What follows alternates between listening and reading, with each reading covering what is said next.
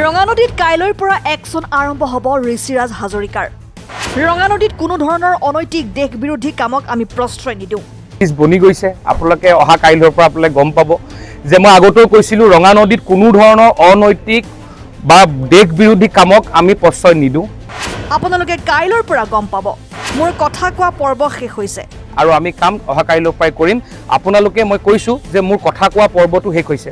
মোক কেইটামান দিন কাম কৰিবলৈ দিয়ক, তাৰ পিছত আপোনালোকে অনুমান কৰিব পাৰিব। এতিয়া যদি কথা কৈ থাকোঁ ভাবিব যে ঋষিৰাজ হাজৰিকাই কথাই কৈ আছে। মই আপোনালোকলৈ অনুৰোধ থাকিব মোক কেইটামান দিন কাম কৰিব দিয়ক, তাৰ পাছত আপোনালোকে অনুমান কৰিব পাৰিব যে ঋষিৰাজে কি ভাবিছে। মই এতিয়াও যদি কথাই কৈ থাকোঁ তেতিয়াহ'লে আপোনালোকে ভাবিব যে ঋষিৰাজে কৈহে আছে। সেইকাৰণে আমি অহা কাইলৈৰ পৰা আমি বিভিন্ন ধৰণৰ কাৰ্যসূচী হাতত লৈছোঁ। কাইলৈৰ পৰা হাতে কামে লাগিব ৰঙানদীত বিধায়ক ঋষিৰাজ হাজৰিকা। এতিয়া কথা কোৱাৰ সময় নহয়, কাম কৰাৰ সময়। সেয়ে কাইলৈৰ পৰা আৰম্ভ হ'ব ঋষিৰাজ হাজৰিকাৰ একশ্যন।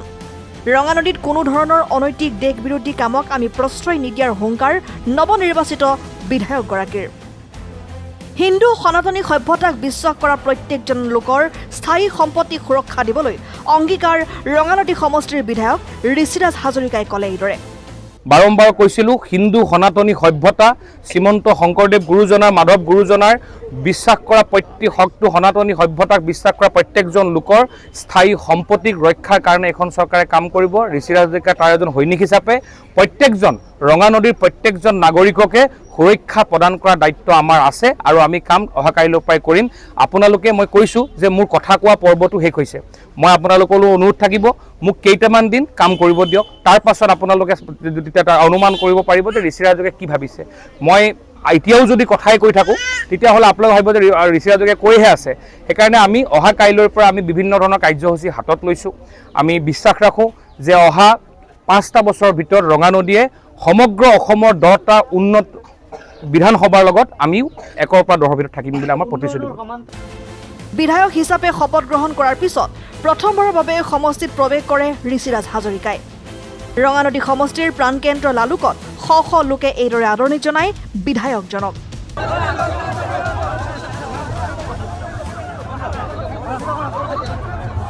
মই আজি বিধায়ক হিচাপে নিৰ্বাচিত হোৱাৰ পাছত শপত গ্ৰহণ কৰি প্ৰথমবাৰৰ কাৰণে নিজৰ বিধানসভা সমষ্টিলৈ আহিছোঁ। ৰাইজে আশীৰ্বাদ দিছে, মৰম দিছে আৰু মই আগতেও কৈছোঁ যে ৰঙানদীবাসী ৰাইজৰ লগত মোৰ সম্পৰ্ক আত্মিক সম্পৰ্ক। মোৰ বিধায়ক জনসাধাৰণৰ সম্পৰ্ক নহয়, পিতৃ পুত্ৰৰ মোৰ সম্পৰ্ক। আপোনালোকে ৰাইজে যি বিশ্বাস যি আশাৰে আমাক বিধানসভালৈ পঠিয়াইছে, আমি ভাবোঁ যে অহা 5টা বছৰ ৰাইজক আমি উপহাৰ হিচাপে, ৰাইজক পুষ্পাঞ্জলি হিচাপে আমি উন্নয়ন ৰাইজক উপহাৰ দিবলৈ প্ৰয়াস থাকিব। আৰু ইতিমধ্যে অহা কাইলৈৰ পৰা বিভিন্ন ধৰণৰ কাৰ্যসূচী আমি হাতত লৈছোঁ। আপোনালোকে দেখিবলৈ পাব যে অহা কাইলৈৰ পৰা ইতিমধ্যে পূৰ্বতে কেতিয়াও নোহোৱা যে আজিলৈকে আমাৰ ৰঙানদী বা নাওবৈচাত কেতিয়াও বিধায়কৰ আমাৰ কোনো স্থায়ী কাৰ্যালয় নাছিলে। আমি অহা 2টা দিনৰ ভিতৰত আমি ৰঙানদীত প্ৰথম আমি বিধায়ক কাৰ্যালয় উদ্বোধন কৰিবলৈ গৈ আছোঁ। যে বিধায়কজন তাত থাককেই বা নাথাকক, তেওঁ বিধায়কজনক জৰিয়তে হ'বলগীয়া প্ৰত্যেকটো কাম মানুহে আমাৰ ইয়াৰ ৰাইজে গৈ নিজে নিজে যাতে সমাধান কৰিব, তাৰ কাৰণে এটা আমি বিধায়ক কাৰ্যালয় আমি মুকলি কৰিব গৈ আছোঁ। আৰু বিধায়ক আমি গৃহটিৰ আমি নাম দিছোঁ ইতিমধ্যে পুত্ৰ গৃহ।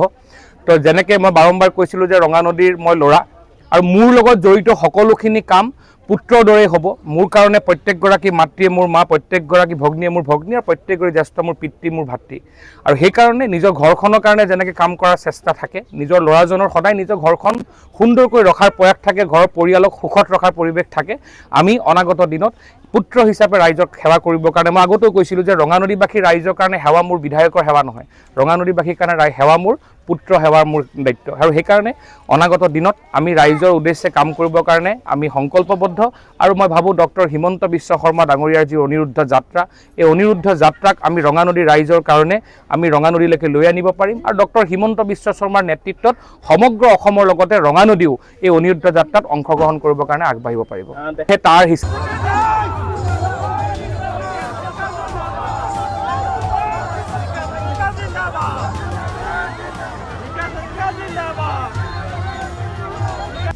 News desk report, Lakhimpur live. লখিমপুৰৰ কেবি ৰোডত অৱস্থিত সফটেক সলিউশ্যন এখন বিশ্বাসযোগ্য কম্পিউটাৰ প্ৰশিক্ষণ কেন্দ্ৰ।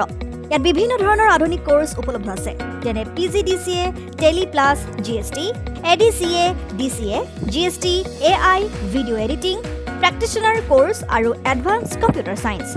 ইয়াত অভিজ্ঞ শিক্ষকৰ দ্বাৰা শিক্ষাৰ্থীসকলক শিক্ষা প্ৰদান কৰা হয়। টেলি, GST আৰু প্ৰেক্টিশ্যনাৰ কোৰ্চত জব এছিউৰেঞ্চ দিয়াৰ লগতে পাঠ্যক্ৰম সম্পূৰ্ণ হোৱাৰ পিছত প্ৰেক্টিকেল ট্ৰেইনিং দিয়া হয়। কণ্ট্ৰেক্টাৰ্ছ আৰু অন্যান্যৰ বাবে ডিজিটেল ছিগনেচাৰ বনোৱা হয়। লগতে AI, advance artificial intelligence including 3D cartoon animation সম্পৰ্কীয় নতুনকৈ নামভৰ্তি চলি আছে। ক্লাছ 9, 10, 11, 12ৰ বাবে এডভান্স কম্পিউটাৰ ছায়েন্সৰ টিউচন লোৱা হয়।